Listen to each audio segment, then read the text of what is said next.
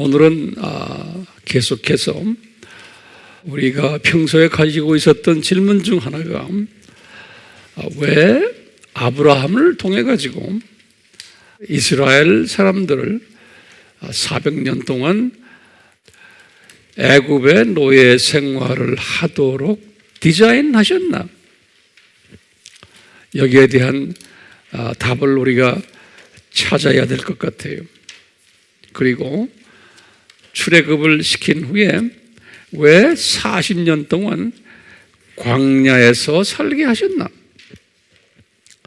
근데 신기하게도 아브라함에게 400년 동안 노예 생활을 한다고 하신 말씀, 이 말씀을 하실 때는 광야에서 40년 살 것은 말씀하지 않으셨어요.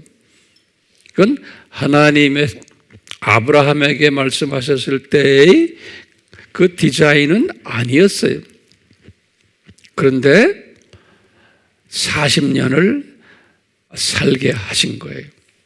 여기에 대한 질문도 우리가 던지면서 답을 또 오늘 찾으려고 그래요.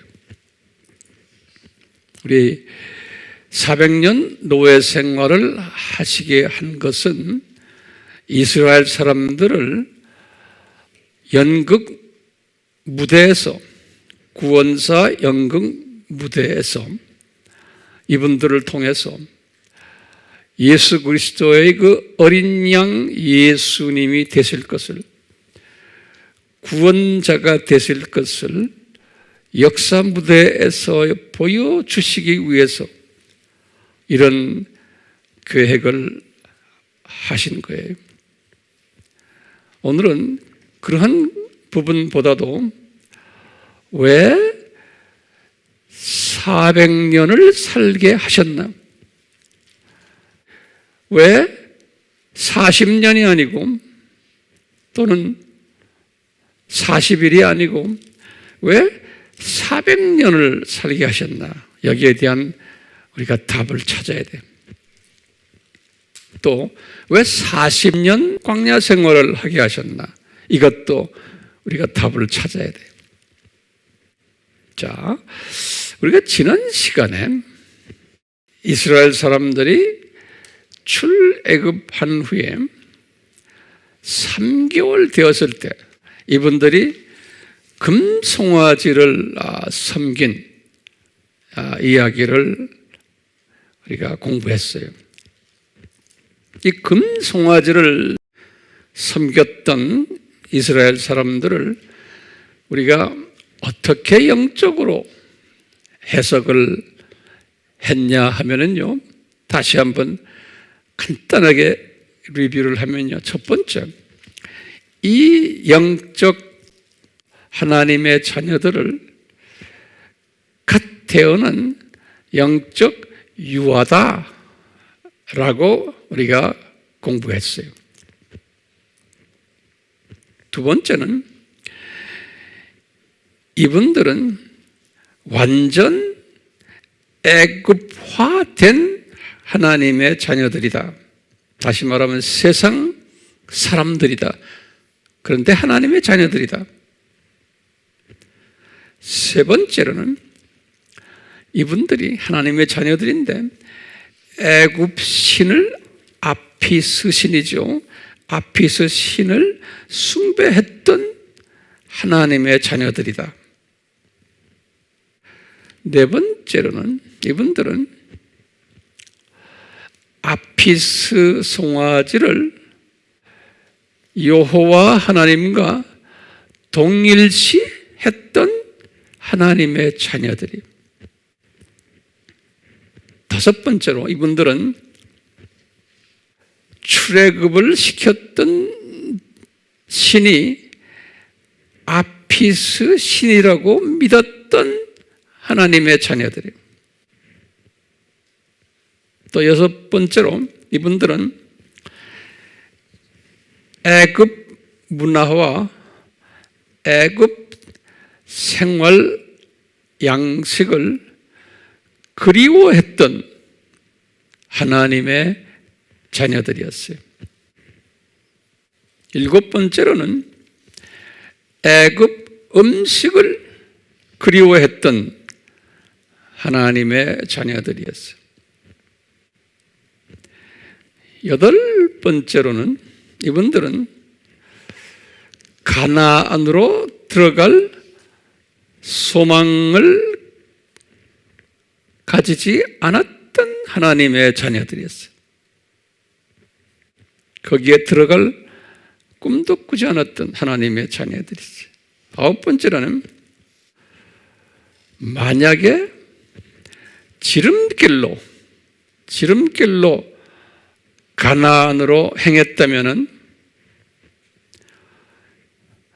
팔레스타인 사람들이 무서워가지고 애굽으로 귀환하려고 했던 하나님의 자녀들이었어요. 10번째로 전투력이 없는 영적 유아들이었어요. 그 다음에 11번째로 이분들은 아브라함의 계약에서 40년 광야라는 말이 없는데 그곳에서 사는 하나님의 자녀들이 40년 광야에 살 것이라고 아브라함이 예언하지 않았는데 그곳에서 사는 하나님의 자녀들이 12번째로 마지막에 이분들은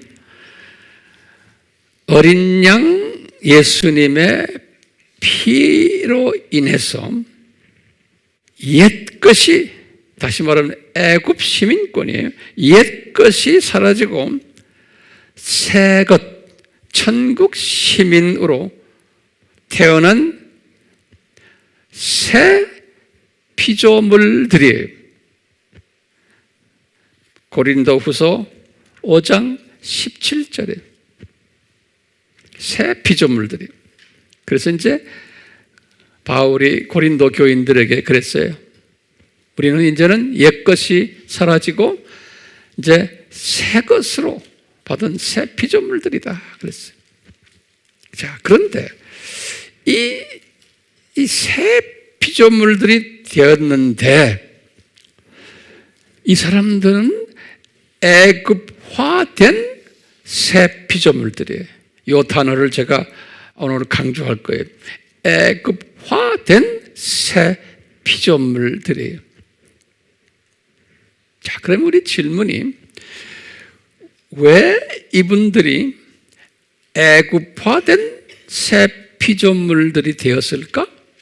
여기 이제 질문이에요. 이 질문을 꼭 노트에다 적으세요. 왜 애굽화된 새 피조물들이 되었을까? 그러면요, 답이 뭐냐면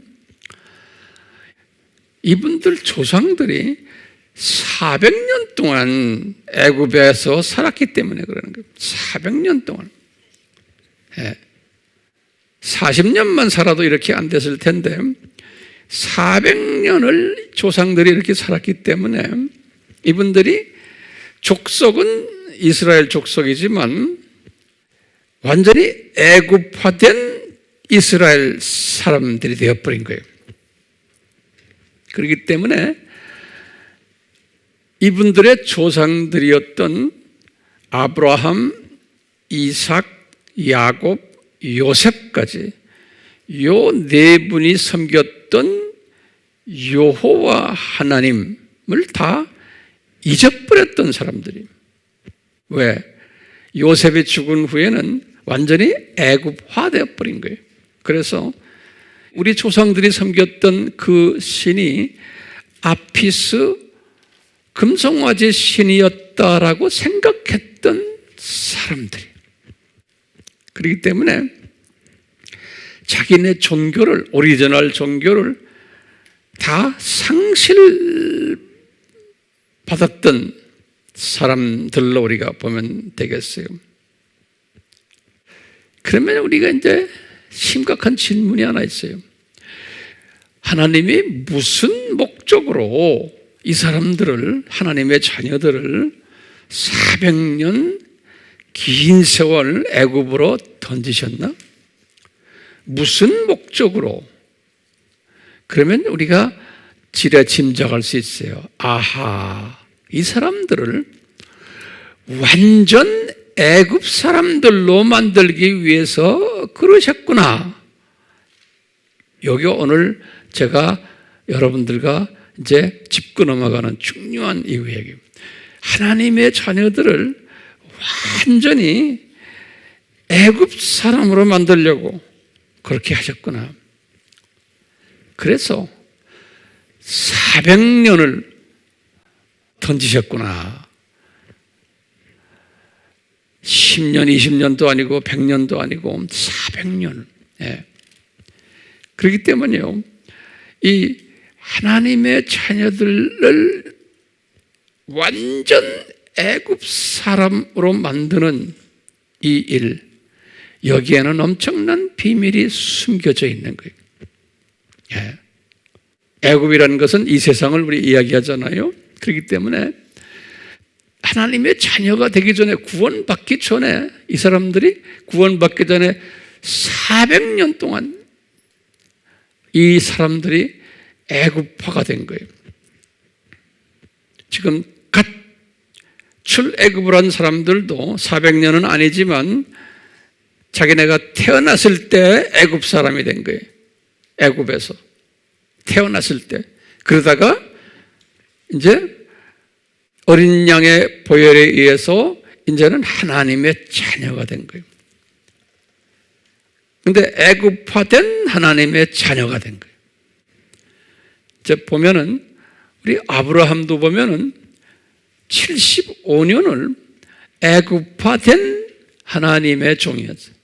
가나안 땅에 들어가기 전까지 이 사람은 애굽화된 사람이었어요. 바벨론 종교를 믿었던 사람. 그렇죠? 모세를 봐도 똑같아요. 80년 동안 애굽화됐던 하나님의 종이었어요. 그러니까 나머지 40년을 하나님의 종으로 사용받은 거예요. 구원받고. 그렇죠? 우리 예수님의 제자들도 봐도요, 그분들이 예수님 만나기 전에는 애굽화된 사람들이에요. 세상 사람들이었어요. 유대교를 믿었지만 우리 바울도 보면 30살 때까지 유대교를 믿었던 애굽화된 사람이었어요. 똑같이 하나님은 애굽화된 사람들을 신약시대에, 교회시대에 때가 되어서 부르시는 거예요. 그렇지만 이분들은 하나님이 예정된 사람으로서 애굽화를 먼저 시키신 거예요. 그리고는 때가 되어서 부르시는 거예요. 이게 하나님의 부르시는 하나의 방법이, 하나님의 디자인이에요. 예. 여러분들이나 저도 마찬가지예요. 그렇지, 모태신앙이 있는 사람들은 좀 예외이지만, 모태신앙이 있는 사람들도 모태에서 태어났지만 삶은 어느 정도까지 애굽화 삶을 사는 사람들 엄청나게 많아요. 그것도 하나님의 계획이에요. 모태신앙 때부터 아주 잘 나가는 사람 많지 않아요. 그래서 모태신앙을 모태신앙이라고, 모템. 주님께서 그렇게 다 디자인하신 것 같아요. 그렇기 때문에 여러분들의 자녀들도 모태신앙으로 태어났지만 어느 정도까지는 이 세상에 던지게 하나님이 하세요. 그래야 이놈들이 나중에 겸손해져요. 주님이 때가 있어요. 때가. 이 세상에 던지신다고요. 네. 자, 넘버 4라는 숫자, 이건 우리 알죠? 4라는 숫자는 하나님의 특별한 성서에서 나오는 숫자예요. 이 숫자는 준비라는 개념이 들어있고요. 그 안에 또 그냥 준비가 아니고 훈련이라는 개념이 거기 들어있어요. 거기에 또 뭐가 들어있냐면 고통이라는 개념이 들어있어요. 이 세 개념이 종합적으로 섞여 있는 게 4라는 숫자예요. 준비, 훈련, 고통. 우리 노아의 홍수도 40년, 애굽에 지금 400년, 광야 생활 40년. 예수님이 공생애 시작하기 전에 40일 금식하셨어요. 예수님께서 부활하시고 승천하시기까지 40일을 이 세상에서 사셨어요. 그러시면서 예수님의 하나님의 아들 되심을 증거하시고 그 40일 동안 또 제자들에게 5번 지상 사명을 주셨어요. 그 4라는 숫자가 그래요. 그러면요, 지금부터 한번 잘 들어보세요. 우리 질문이, 항상 질문이, 왜 이스라엘 사람들을 완전히 애굽화 시키시려고 하셨나?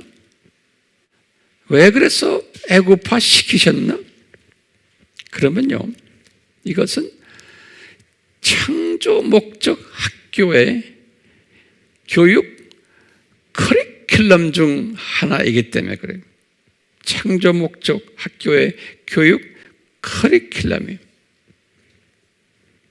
그 교육 커리큘럼에 의하면은 하나님의 예정된 자들을 먼저 애굽으로 던져가지고 애굽화를 먼저 시키세요. 완전 애굽화를 시키신 다음에 거기서 이제 때가 되면, 하나님의 때가 되면 끄집어내시는, 이것이 창조 목적 학교의 교육 프로그램이에요. 이제 끄집어내신 다음에 이제 그때부터 이제 작업이 시작이 돼요. 끄집어냈는데 이제 교회에 들어왔어요. 지금 광야에 들어왔는데 이 애굽화에 완전히 젖어 있기 때문에 그것을 하나하나 때를 벗겨줘야 돼요. 애굽화 탈피 작업을 해줘야 돼요. 이 말은 뭐냐면요, 이제 예수님 닮아가기 위한 작업이에요. 예수화 작업이에요. 예수님의 성품을 닮아가는 이 성화 작업이 시작이 되는 거예요. 애굽의 때를 벗어야지만 성화가 되는 거예요. 그 다음에 이분들은 아직도 애굽 생각하고 있기 때문에 가나안에 들어갈 마음이 없는 거예요. 다시 말하면 천국에 들어갈 마음이 없는 거예요. 그러니까 천국 시민화 작업을 시켜줘야 되는 거예요. 다른 말로 표현하면 가나안이 두 의미가 있죠. 에덴, 옛 에덴, 천국이라는 의미가 있고, 두 번째는 뭐예요? 복음화를 해야 되는 이 세상. 기억나시죠? 이 두 생각을 항상 같이 가지고 계셔야 돼요. 이 지금 애굽의 물을 들은 사람들은 가나안을 정복할 비전이 없는 사람들이에요. 다시 말하면 가나안 정복한다는 것은 세계 복음화예요. 그 안에 들어있는 애굽 사람들이, 사탄의 자녀들, 그리고 그 안에 하나님의 자녀들도 숨겨져 있어요. 이 사탄의 자녀들 속에 잡혀있는 하나님의 자녀들을 뽑아오는 세계 복음화예요. 여기에 관심이 없는 사람들이에요. 그런 사람들에게 관심을 가지도록 때를 베끼는 거예요. 애굽의 그 때를 베끼는 작업이 이제 시작되는 거예요. 광야의 삶이. 그런데 애굽화된 하나님의 자녀들이 지금 광야로 들어왔는데, 다시 말하면 구원받았는데, 이 애굽의 때를, 애굽의 문화를 탈피시키는 데는 새 피조물이 되었지만 한꺼번에 안 되는 거예요. 이게 한참 시간이 걸리는 거예요. 우리가 새 피조물이 되는 것은 단번에 됐어요. 예수님의 보혈로 단번에 새 피조물이 되는 것은 한 번에 됐는데 이 새 피조물이 성화되는 데는 수 없는 과정을 겪어야 되는 거예요. 시간 많이 걸리는 거예요. 그래서 이것은 누가 도와줘야 되느냐면 성령님이 도와주셔야 되고 그 다음에 하나님의 말씀이 도와주셔야 돼요. 이 때를 베끼는데 이건 굉장히 중요한 개념이에요. 애굽화된 사람을 때를 베끼는 데는 누가 도와줘야 돼요? 성령님의 물로 씻으심이 있어야 되고 그 다음에 하나님의 말씀에 검이 들어가서 도려내야 되는 거예요. 그리고는 하나님의 말씀에 그 영양소가 들어가서 생명의 빵, 영양소가 들어가서 성장시켜주는 이런 것이 반드시 필요한 거예요. 이 때를 베끼려면. 그런데 이것이 하루아침에 안 되는 거예요. 하루아침에 안 돼요.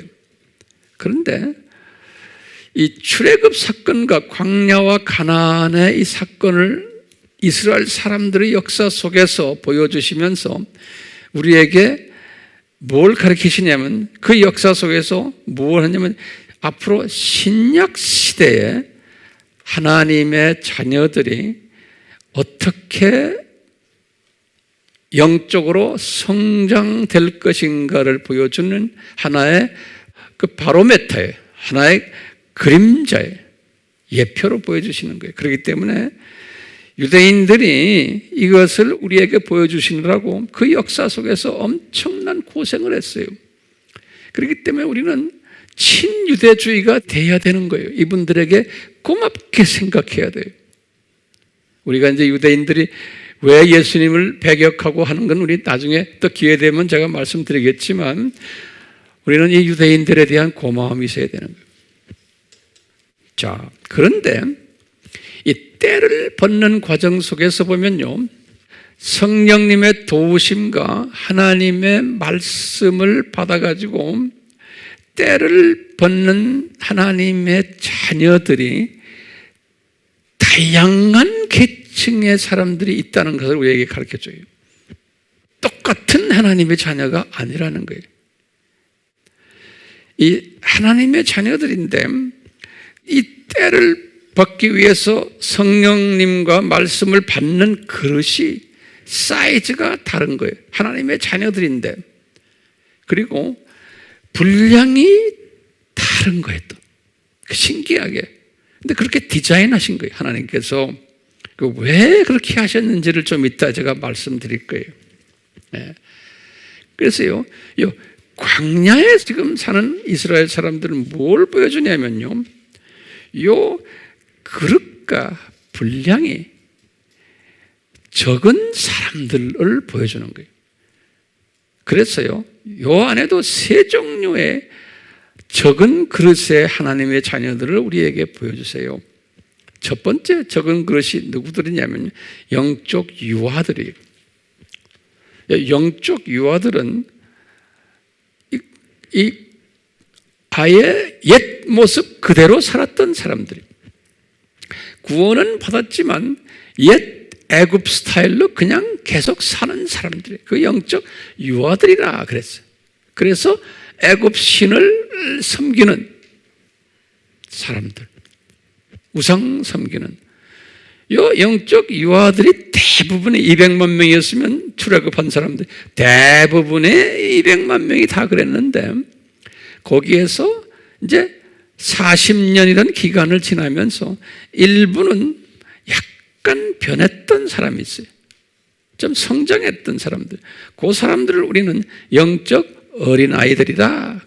한 단계 좀 업그레이드 된 사람들.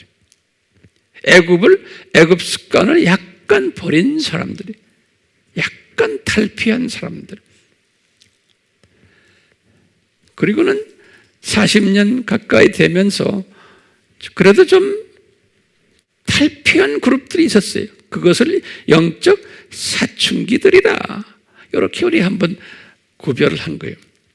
그렇지만 영적 사춘기 사람들도 아직도 애굽 스타일로 사는 사람들이 교회에 들어와서 모든 사고방식이 애굽 스타일이에요.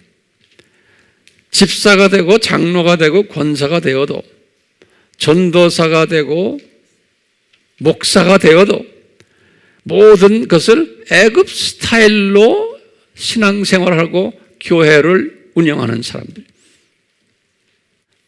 이런 사람들을 영적 사춘기들이라 그랬어요. 그러니까 요 애굽 스타일로 하는 사람들은, 요 사람들은 특색이 나중에 내가 설명하겠지만 가나안에 들어가려고 하는 마음이 없었던 사람들이, 다시 말하면 가나안에 들어간다는 것은 천국으로 보지 않고 이때부터는 이 선교지로 보는 거예요. 선교지로. 이 선교지로 가서 내가 하나님의 자녀들을 해방시켜주는 일을 할 그러한 생각을 안 하는 사람이에요. 그냥 이 세상 일에는 바쁜 거예요. 교회 일에는 바쁜데 선교, 그건 딴 사람들 이야기다라고 생각하는 사람. 가나안 생각 별로 안 하는 사람들이. 그렇기 때문에 이 사람들은 어떻게 했어요? 40년이라는 기간을 하나님이 주셨어요. 그래서 40년을 이 사람들이 살다가 다 죽게 했어요. 그래서 이 사람들은 그 정도까지 신앙생활을 하다가 다 낙원으로 가도록 한 거예요. 그러니까 구원은 받은 사람들이 그렇기 때문에 낙원을 갔어요. 이 말은 뭐냐면 요 수준까지 신앙생활을 하다가 이제 다 구원받아 낙원에 가는 크리스천들이 엄청 많다는 거예요. 이것을 우리에게 보여주시는 거예요. 교회는 다니지만 그냥 이 세상 식으로 살다가 이제 낙원 가는 사람들. 왜냐하면요, 이 하나님의 백성 사회는 저쪽에 올라가도 어떻게 생겼냐면 피라미드 시스템으로 되어 있어요. 하나님이 백성 사회가 저 위에 올라가면요, 그렇기 때문에 높을수록 소수고 밑으로 내려올수록 이 낮은 계급의 사람들이에요. 피라미드이라는 것을 잊지 말아주세요. 그렇기 때문에 영적 유아들은 다수예요. 그래서 이런 전문가들은 약 60%, 70%의 크리스천들이 여기에 속하지 않았나 보는 거예요. 전 세계 크리스천들 마찬가지예요. 어떤 분들은 영적 유아, 그 밑에 또 조금 더 영적 어린이들, 약간 숫자가 적어요. 유아보다. 그 다음에 영적 사춘기들. 이분들, 이 세 그룹이 기독교의 교회 안에, 하나님의 자녀들 안에서 약 80% 정도가 차지하지 않나 보는 거예요. 전문가들의 이야기예요. 제가 수십 년을 선교지에 다니면서 각 나라의 크리스찬들의 공동체를 보면은 이 이론이 맞아요. 제가 피부로 경험을 해요. 그렇기 때문에 어느 나라 가나 한 80%의 사람들은 이 수준의 사람들이. 그래서 우리는 이분들을 광야의 크리스찬들이라 그러는 거예요. 광야의 크리스찬들 또는 선데이 크리스찬들 또는 이름만 있는 명목상 크리스찬들, 다 비슷비슷한 단어들이 선데이 크리스찬들, 명목상 크리스찬들 또는 뭐예요? 광야의 크리스찬들. 그러니까 이분들이 나쁘다는 게 아니에요. 이게 하나님이 만들어 놓은 디자인이세요. 그래서 주님께서는 아브라함에게는 이야기 안 했지만 40년 광야에서 하나님의 자녀들이 살도록 디자인하신 거예요. 그러면서 이분들이 이런 모습으로 사는 모습을 성서 속에서 우리에게 쫙 거울로 보여주시는 거예요. 신기하죠? 네?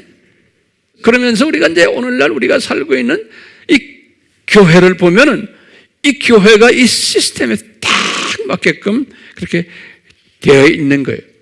신기하게도요. 그렇기 때문에요, 지금 우리가 이런 공부를 하는 것은 이런 영적 분별력을 가지시라고. 그렇기 때문에 왜 교회가 이 모양이야? 왜 크리스찬들이 저래? 왜 선교사들이 저래? 왜 목사들이 저래? 왜 권사들이 저래?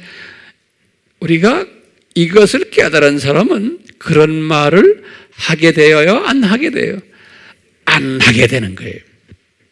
그냥 당연히 있게 되어 있는 거예요. 당연히.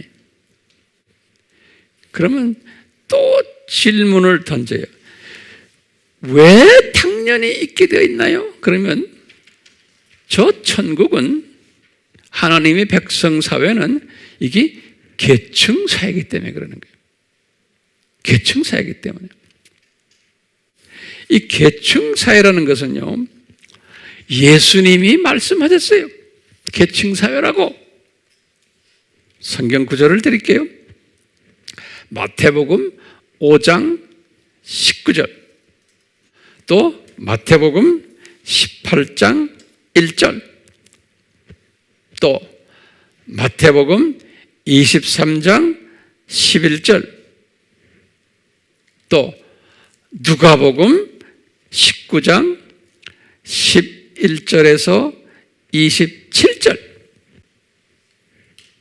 또 바울이 깨달은 게 있어요. 바울이 계층사회라는 것을 고린도전서 15장 41절,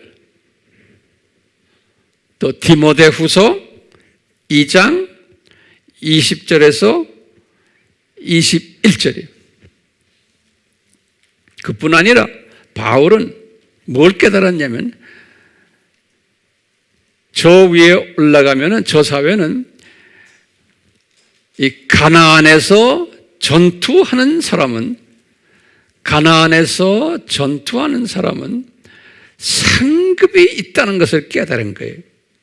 다시 말하면 이 전도 많이 하고 선교를 하면서 하나님의 자녀들을 섬겼던 사람들은 상급이 있다는 것을요. 그랬어요. 바울은 그 상급의 대표적인 것이 면류관이에요. 썩지 않는 면류관, 고린도전서 9장 25절, 기쁨의 면류관, 빌립보서 4장 1절, 데살로니가전서 2장 19절. 기쁨의 면류관, 의의 면류관, 디모데후서 4장 8절, 영광의 면류관, 베드로전서 5장 4절. 베드로가 말한 거예요. 마지막 하나는 야고보예요. 요한도 그랬어요. 생명의 면류관, 야고보서 1장 12절, 또는 요한계시록 2장 10절. 다시 말하면 이 면류관을 바울이 3개를 말하고, 베드로가 하나를 말하고, 야고보와 요한이 또 하나씩 말했어요. 네. 그러니까 이 광야의 스토리, 가나안의 스토리를 보면서 우리가 아하, 저 세계는 그 계층사회라는 것을 보여주시기 위해서 이 이스라엘 사람들을 연극 무대에 세워가지고 광야 40년 살게 하고, 또 가나안 땅에 들어가서 가나안을 정복하는 스토리를 주셨던 것이에요. 근데도 신기하게요, 이 광야에 살았던 사람들 중에서 다 애굽 출신, 애굽 물에 물었던 그 출신들은 다 광야에서 다 죽게 하시고 가나안에 못 들어가게 하셨는데, 그런데 그 안에 딱 대표적으로 애굽에서 태어난 사람 중에 가나안 들어간 사람이 우리 알다시피 갈렙과 여호수아예요. 이 사람들은 도대체 누군가? 이 사람들은 애굽 물을 엄청나게 먹었던 사람들인데 어떻게 가나안에 들어가도록 허락하셨나? 근데 이분들이 자기네 노력에 의해서 한 것도 아니고 정탐으로 갔다가 이분들은 성령님의 감화 감동이 분명히 임했기 때문에 이 하나님의 은혜가 임했기 때문에 이분들이 가나안 정복의 꿈을 가졌던 것 같아요. 이게 자기 실력으로 된 게 분명히 아님을 우리가 알 수가 있어요. 예, 하나님의 은혜가 임해서 그래서 지도자들이 된 거예요. 이 가나안에 들어가면서 여호수아는 아주 탑 지도자가 된 거예요. 자, 그러면 다시 한번요, 이 광야 크리스찬들의 특징들을 간단하게 한번 다시 우리 재복습해 봅시다. 광야 크리스찬들의 특징이에요. 지금 어떤 분들이에요? 광야 크리스찬들? 영적 유아, 그 다음에 어린아이, 그 다음에 사춘기들이에요. 이 사람들 애굽 문화에 젖어 있는 사람들이 하나님의 자녀들인데도 세상 물정에 밟고 하여튼 세상화된 하나님의 자녀들이 이런 사람들 많다고 그랬죠. 이런 사람들은 특징이 첫째가 영적으로 성숙된 분들이 아니에요. 영적으로 성화된 분들이 아니에요.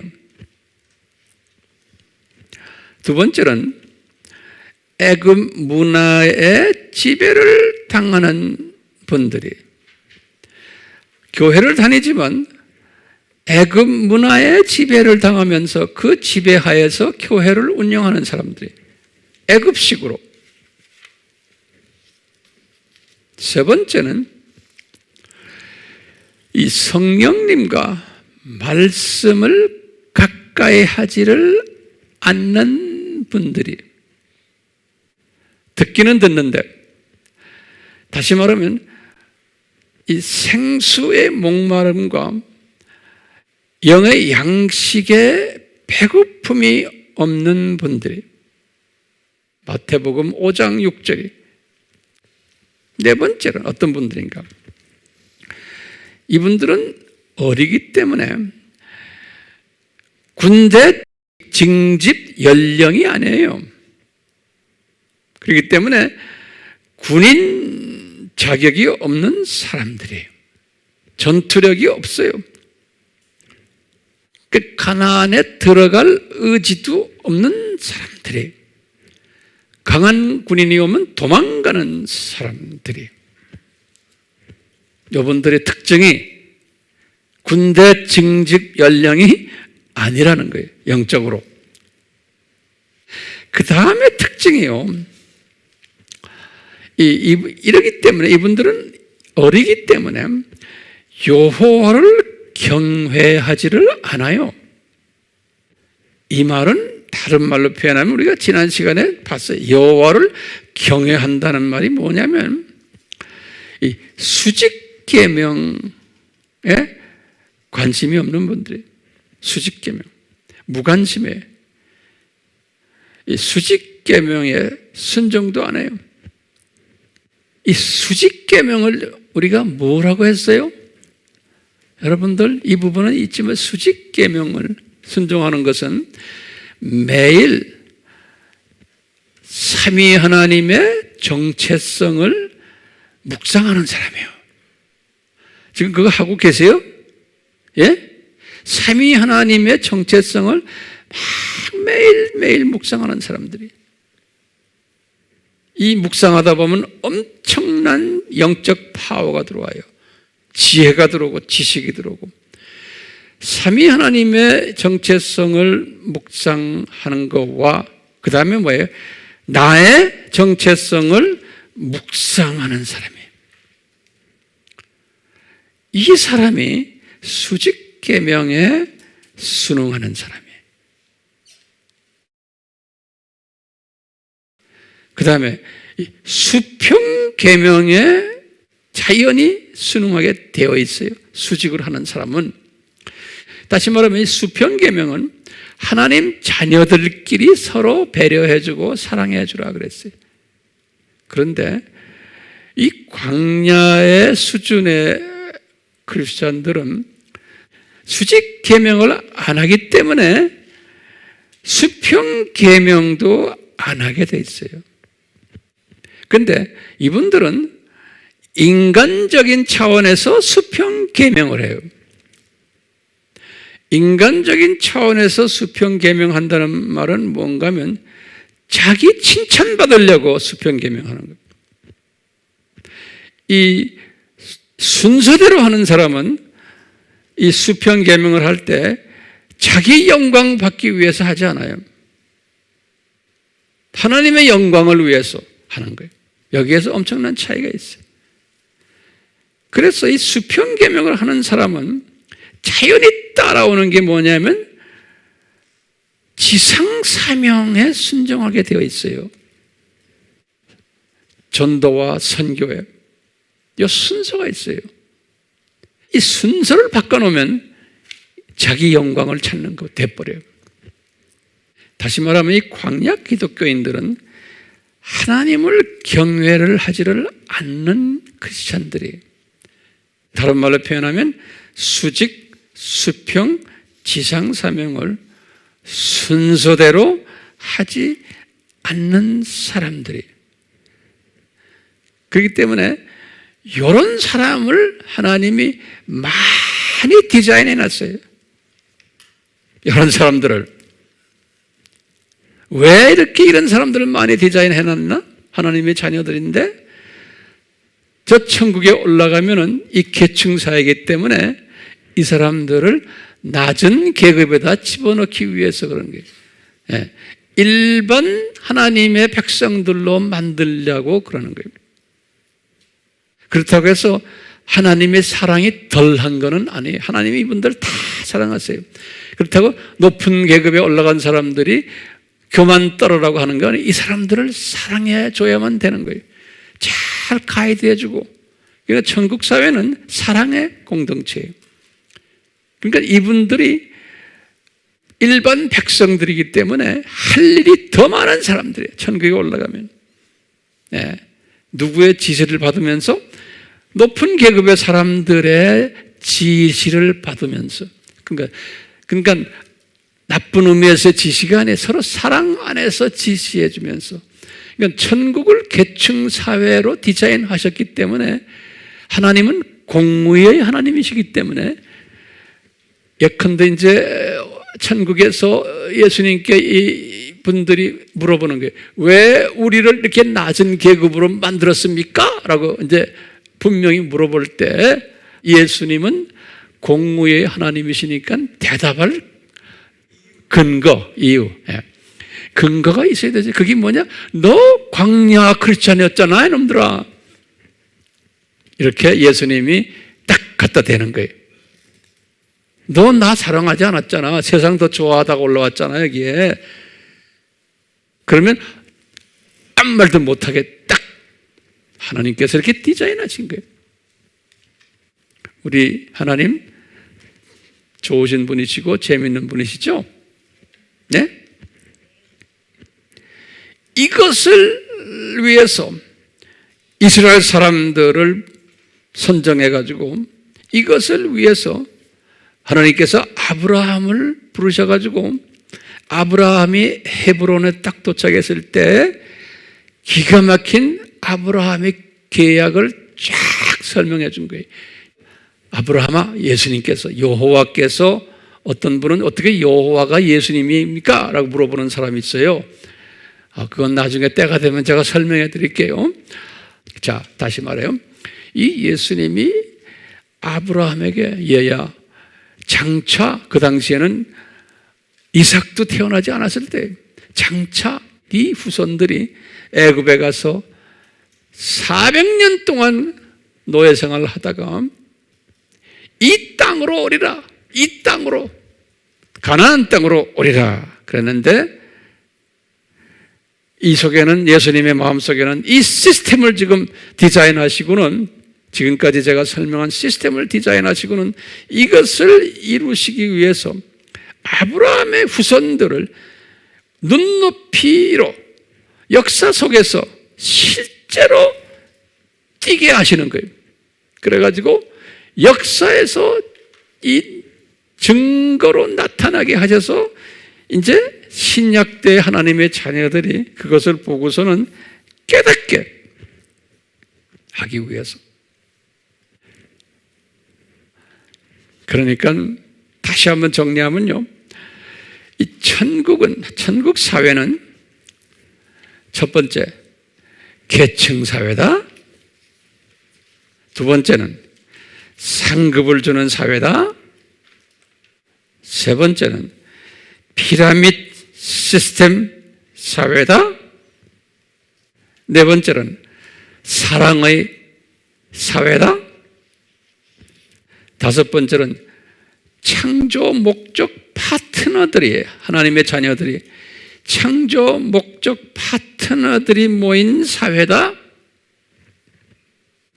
각자가 주어진 영광이 다르고 직책이 다르고 기능이 다르고 분량이 다르요. 그릇이 다른 거예요. 그러니까 어떤 사람이 높은 계층의 사람이 될까라면 애굽의 때를 얼마나 벗겨졌냐의 기준을 삼으신 것 같아요. 애굽화된 것을, 하나님의 자녀들이 애굽화된 것이 어느 정도 벗겨졌느냐? 다시 말하면 얼마나 성화됐느냐? 얼마나 예수님을 닮아가느냐에 따라서 이 계급이 설정되는 것 같아요. 그렇기 때문에 40년 광야에 살았던 사람들은 여기에서 아주 부족했던 사람들이, 그러니까 80%의 기독교인들은 교회 시대에서 이 부분에서 부족한 사람들이 살고 있게끔 디자인하신 거예요. 교회가 그런 곳이라는 것은. 그렇기 때문에요, 이 높은 계급에 들어온 사람들, 다시 말하면 가나안을 정복한 사람들은 영적 청년들, 그 안에도 계층이 있죠. 영적 아들들, 영적 아버지들. 이제 요 사람들은 그래도 지배 계급에 있는 사람들이에요. 요 사람들은 하나님을 경외하는 사람들이에요. 요 사람들은. 그렇기 때문에 요 사람들은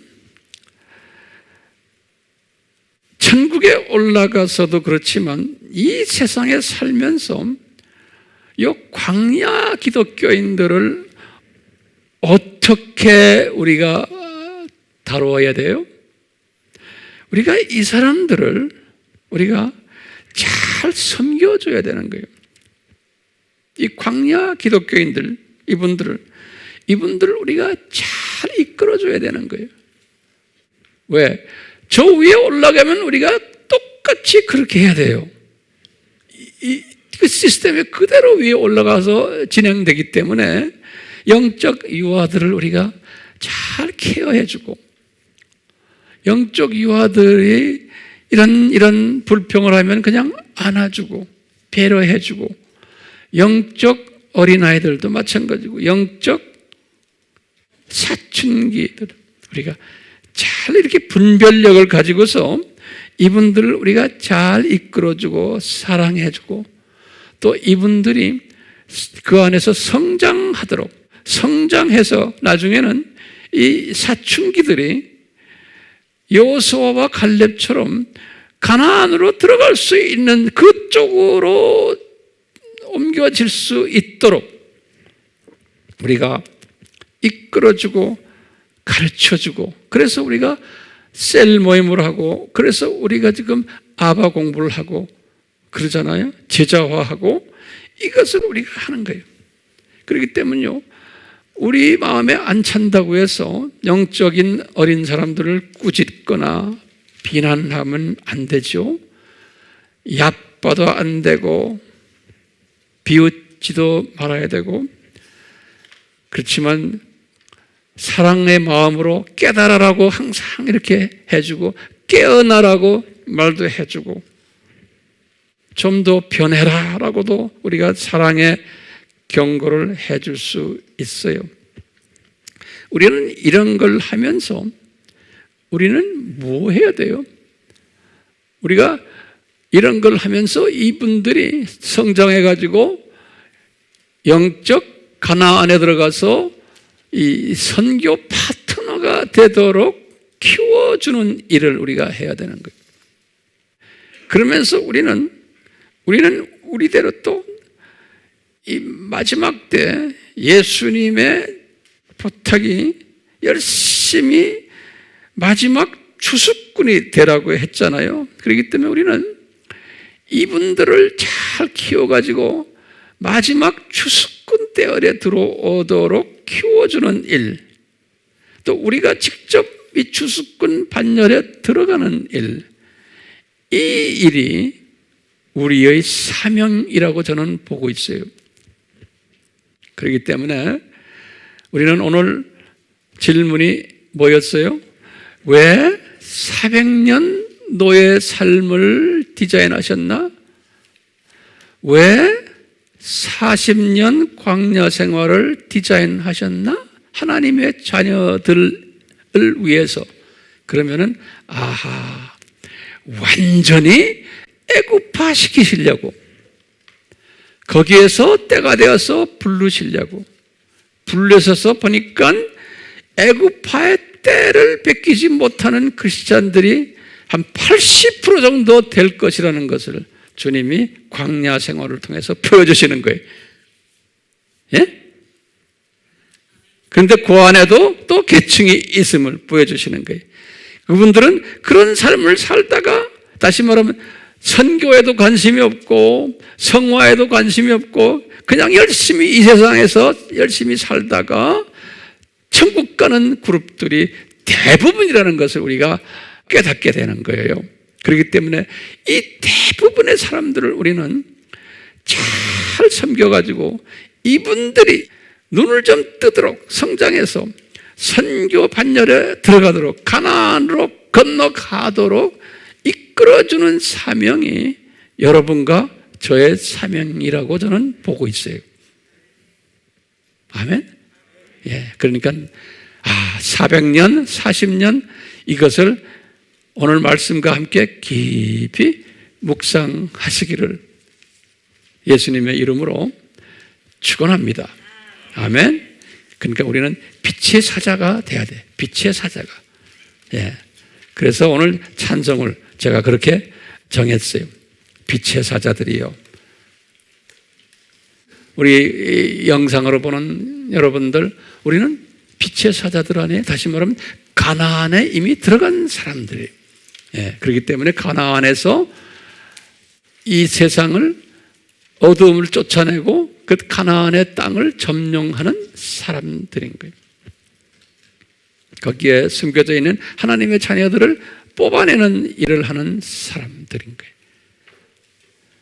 예수님, 저희들 은혜 계속 베풀어 주셔서 이 가나안 군사들이 되도록 은혜 주시고, 우리가 가나안 군사가 되었다고 해서 광야의 크리스찬들을 무시하거나 얕보거나 그러지 않고 이분들을 잘 케어하는 그러한 큰 그릇을 가진 하나님의 자녀들이 되도록 은혜 베풀어 주시옵소서.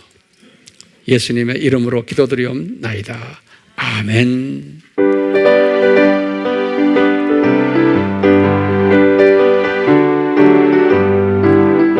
빛의 사자들이여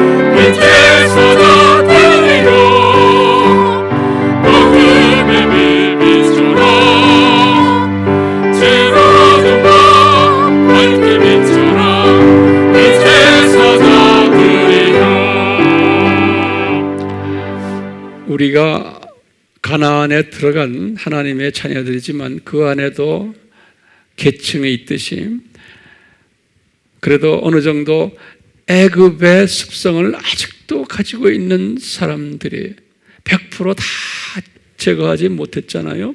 그렇기 때문에 우리가 이 빛의 사자의 역할을 하면은 성령님께서 내 속에 붙어 있는 애굽적인 모든 것들을 이렇게 씻어 주신다고 저는 믿어요. 그렇기 때문에 이 빛의 사자의 역할을 해보세요. 지금 하고 계시잖아요. 열심히 외치다 보면은 이 애굽화된 애굽 사고를 자꾸 이렇게 덜어주세요. 덜어주세요. 성화시켜주세요. 우리 예수 그리스도의 은혜가, 아버지의 사랑이, 성령님의 강권적인 애굽파를 씻으시는 능력이 우리에게 임하기를, 항상 임하기를, 계속적으로 임하기를 축원하옵나이다. 아멘.